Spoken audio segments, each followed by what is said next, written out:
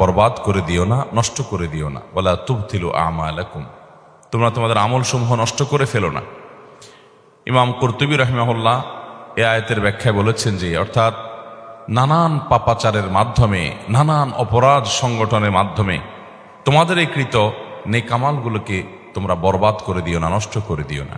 মুহতারাম হাজরিন, আমাদের আশা যে আমলগুলোর বিনিময়ে আমরা আমাদের রবের সন্তুষ্টি অর্জন করব, আমাদের আশা এগুলোর বিনিময়ে আল্লাহর কাছে আমরা জান্নাত লাভ করব, আমাদের আশা আখিরাতের প্রতিটি ধাপে এই আমলগুলোর মাধ্যমে আমরা আল্লাহ তাআলার নেয়ামত লাভ করব, রহমত এবং করুণা লাভ করব, সর্বোপরি জাহান্নাম থেকে মুক্তি নসিব হবে এই নেক আমলের মাধ্যমে।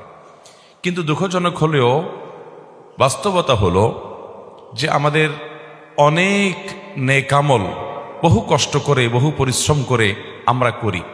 ধরুন আপনি ফজরের নামাজ ভোর রাতে উঠে কনকনে শীতের মধ্যে আপনি করলেন, আদায় করলেন, কষ্ট হলো। আপনি হয়তো গুরুত্বপূর্ণ কোনো দিনই কাজে কোনো গরিব অভাবী মানুষের কষ্ট লাঘব করার জন্য কিছু টাকা দান করলেন, কিছু পয়সা দান করলেন, যেটা দিতে গিয়ে আপনার হয়তো যথেষ্ট কষ্ট করতে হয়েছে। হতে পারে এরকম। এই আমলগুলো এমন কিছু অপরাধ আছে, এমন কিছু পাপ আছে, এমন কিছু জঘন্য বিষয় আছে, সেগুলোতে লিপ্ত হলে আমাদের কষ্টে করা আমলগুলো নষ্ট হয়ে যেতে পারে। আমরা আমল এবং ভালো কাজের সওয়াব বিনিময় কি এটা যেমন জানা জরুরি, সে আমলের প্রোটেকশন এবং নিরাপত্তার জন্য, এই আমলের জন্য বিধ্বংসী আমলগুলোকে শেষ করে দেয় সেরকম ভয়াবহ বিষয়গুলোকে সেগুলোও জানা জরুরি। ঠিক কিনা বলেন? সত্যি এবং প্রকৃত অর্থেই বরবাদ করে দেয়, পরিপূর্ণভাবে ধ্বংস করে দেয় মূলত শিরক এবং কুফরি এবং নেফাক। এটি যখন মুখরিজ আনিল মিল্লাহ পর্যায়ের হয়, অর্থাৎ কেউ যদি বড় শিরক এবং বড় কুফরি এবং বড় নেফাকে লিপ্ত হয়, তাহলে এই ব্যক্তির সমস্ত আমলগুলো বরবাদ হয়ে যায়। সে আগে যত যা করেছে ভালো কাজ সব মাইনাসে চলে যায়, সব ডিলিট হয়ে যায়। কুফরি বলা হয় অবিশ্বাসকে। একজন মানুষ মুসলমান, তিনি নামাজ রোজা ইবাদত বন্দেগী যতটুকু পেরেছেন করেছেন, হঠাৎ করে আল্লাহর কোনো গুরুত্বপূর্ণ নির্দেশ, আল্লাহর কোনো গুরুত্বপূর্ণ নিষেধ যেটা অকাট্যভাবে প্রমাণিত হয়েছে, এরকম কোনো কিছুকে তিনি অস্বীকার করে বসে আছেন। তিনি এটা স্বীকার করেন না, বললেন না আল্লাহর এটা আমি মানি না, নাউজুবিল্লাহ, না এটা আমার বুঝে আসে না, এটা আবার কিভাবে হতে পারে। আল্লাহ তাআলার পক্ষ থেকে নির্দেশ অকাট্যভাবে প্রমাণিত হয়েছে কোরআনের সুস্পষ্ট আয়াত দ্বারা এবং এই জাতীয় নস দ্বারা, যার মাধ্যমে এটি প্রমাণ হতে পারে। এটা জানার পরও তিনি নিজের যুক্তি, নিজের বুদ্ধি, শয়তানের বিভিন্ন ফাঁদ এবং ফিতনার মধ্যে পা দিয়ে তিনি আল্লাহর ওই কথাটার প্রতি কুফরি করলেন, অস্বীকার করলেন, বিদ্রোহ করলেন, ওইটাকে মানলেন না, ওইটা নিয়ে হাসাহাসি করলেন, তুচ্ছতাচ্ছিল্য করলেন, যেটাকে কুফরি বলা হয়। যে কুফরিটা কুফরে আকবর, যার কারণে মানুষ ইসলাম থেকে খারিজ হয়ে যায়। অনেক সময় দেখবেন অনেকে ইসলামের অনেক গুরুত্বপূর্ণ বিষয় নিয়ে, হতে পারে সেটা গুরুত্বের বিচারে ছোট কিন্তু সুস্পষ্ট শেয়ার, ধরুন দাড়ি নিয়ে, কারোর দাড়ি নিয়ে, কারোর হিজাব নিয়ে ব্যঙ্গ করলো, হাসি ঠাট্টা করলো, বিদ্রুপ করলো, তো এটি কিন্তু ইমান থেকে মানুষকে খারিজ করে দেয়, মানুষের ইমান নষ্ট করে দেয়।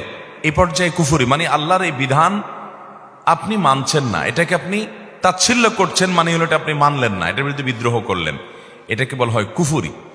আল্লাহর কোনো বিধিবিধান আপনি নিজে মানতে পারছেন না, আপনার মধ্যে অপরাধ বোধ থাকবে যে হায়রে আমি মানতে পারছি না, দায়টা আমি রাখতে পারছি না, ঠিক আছে আল্লাহ আমাকে তৌফিক দেন, আমি রাখবো ইনশাআল্লাহ, রাখা উচিত, নবীজির নির্দেশ, এটা মানা উচিত।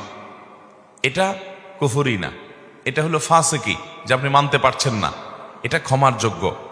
কিন্তু আপনি দাঁড়িয়ে নিয়ে ঠাট্টা করলেন, তাহলে নবী সাল্লাল্লাহু আলাইহি সাল্লামের সুন্নাহকে, তার নির্দেশকে নিয়ে আপনি হাসাহাসি করলেন, বিদ্রুপ করলেন, এটা কিন্তু বিদ্রোহ করার শামিল, কুফরি। এরকম নানাভাবে কুফরি হতে পারে। আল্লাহ তাআলা বাবা মার সম্পদে ছেলেদের তুলনায় মেয়েদেরকে অর্ধেক সম্পদ দিয়েছে। আপনি আল্লাহর নির্দেশকে নিজের বিবেক দিয়ে বুঝতে গিয়ে বলছেন না এটা আবার কেমন হয়ে গেল, আমি এটা মানি না, আমার ছেলে মেয়ে আমি সবাইকে সমান হারে দেবো, একটু বেশি বুঝলেন। আল্লাহ তাআলা যাকে যতটুকু দেওয়া দরকার তাকে ততটুকু দিয়েছেন। আল্লাহ তাআলা সমান অধিকার দেয় নাই, ন্যায্য অধিকার দিয়েছেন। সমান এক জিনিস আর ন্যায্য আরেক জিনিস। যার যতটুকু প্রয়োজন তাকে ততটুকু দিয়েছেন। সব জায়গায় সমান হলে ন্যায্যতা নিশ্চিত হয় না। আপনার দুইটা ছেলে মেয়ে, একটার বয়স 10 আর একটার বয়স 20, সমান সমান দিতে হলে 10 এবং 20 দুইজনকে একই সাইজের জামা দেওয়া লাগবে। সমান সমান দিতে গেলে 10 বছরেরটার অসুখ হয়েছে, আপনি নাপা খাওয়াচ্ছেন, 20 বছরেরটারও একটা নাপা খাওয়াই দিতে হবে, ওর অসুখ না হইলেও, কারণ সমান সমান দিতে হবে। এটা কি ইনসাফের কথা হলো? ইনসাফ হলো ন্যায্যতা, সমান না।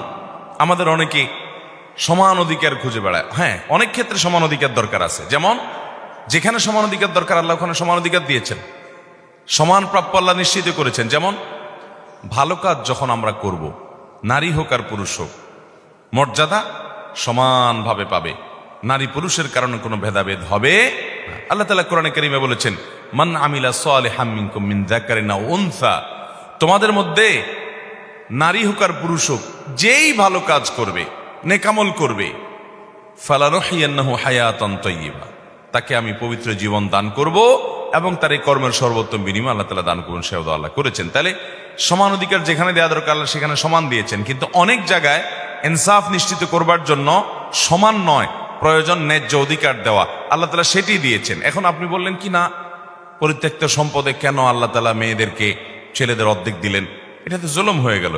আল্লাহর সাথে পাল্লা দিয়ে গোল্লা যাওয়ার ব্যবস্থা করলেন, আর কি বেশি পণ্ডিতি করলেন। এরকম কিছু বেশি পণ্ডিত আছে না নাই?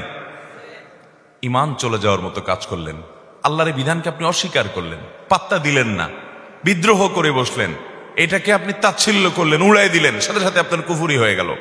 এরকম নানাভাবে আমাদের কুফরি হয়, আমরা বুঝি না। আল্লাহর কাছ থেকে নির্দেশ নিষেধ এবং কোরআন হাদিসের নির্দেশ নিষেধ হিসেবে যেটি প্রমাণিত সুস্পষ্টভাবে, এরকম কোনো বিষয়কে অস্বীকার করলে, এরকম কোনো বিষয় নিয়ে হাসি তামাশা করলে, ঠাট্টা বিদ্রুপ করলে কুফরি হয়। কুফরের আরো বিভিন্ন প্রকৃতি আছে।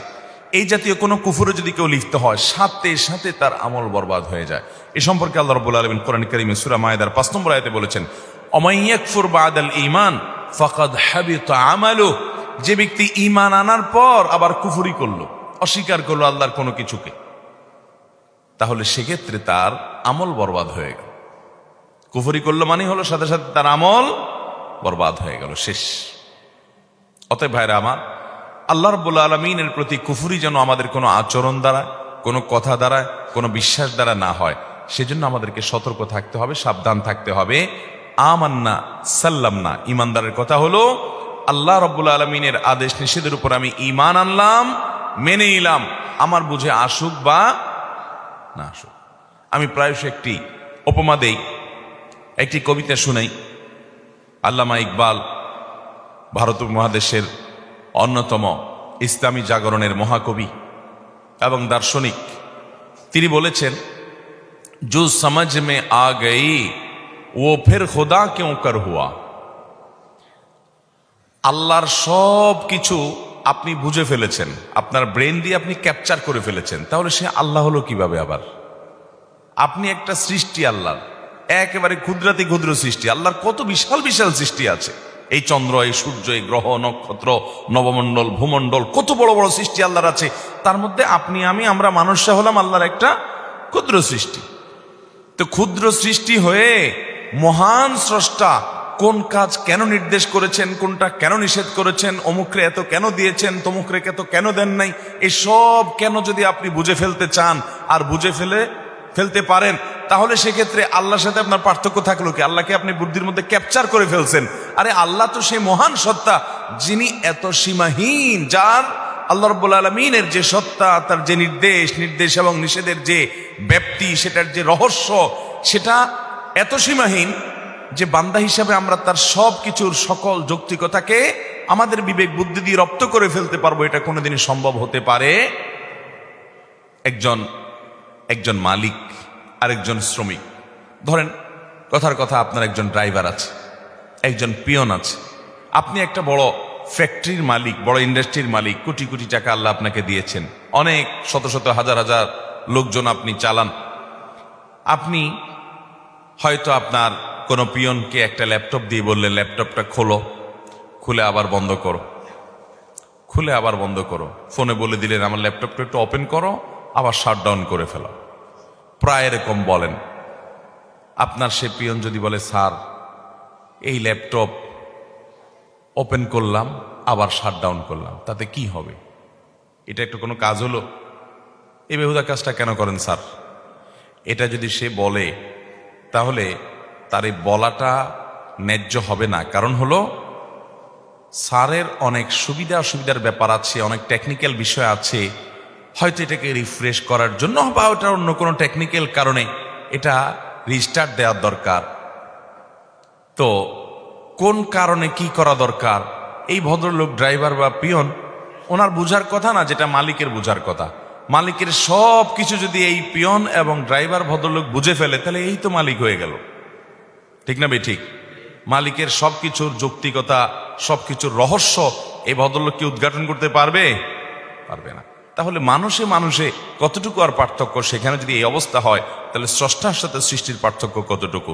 মোহতারাম হাজিরিন, এই জন্য আল্লাহ তাআলার কোনো আদেশ, কোনো নিষেধ, কোনো কিছু আমাদের যুক্তিতে বুদ্ধিতে কুলাক বা না কুলাক, আমরা ঈমান এনেছি, মেনে নিয়েছি। আল্লাহ তাআলার আদেশ নিষেধের মধ্যে যৌক্তিকতা, উপযোগিতা এটা অবশ্যই আছে।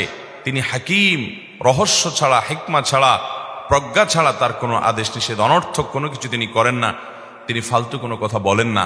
সেটা হয়তো আমার বুঝে আসছে না, পরের জেনারেশনে বুঝে আসবে।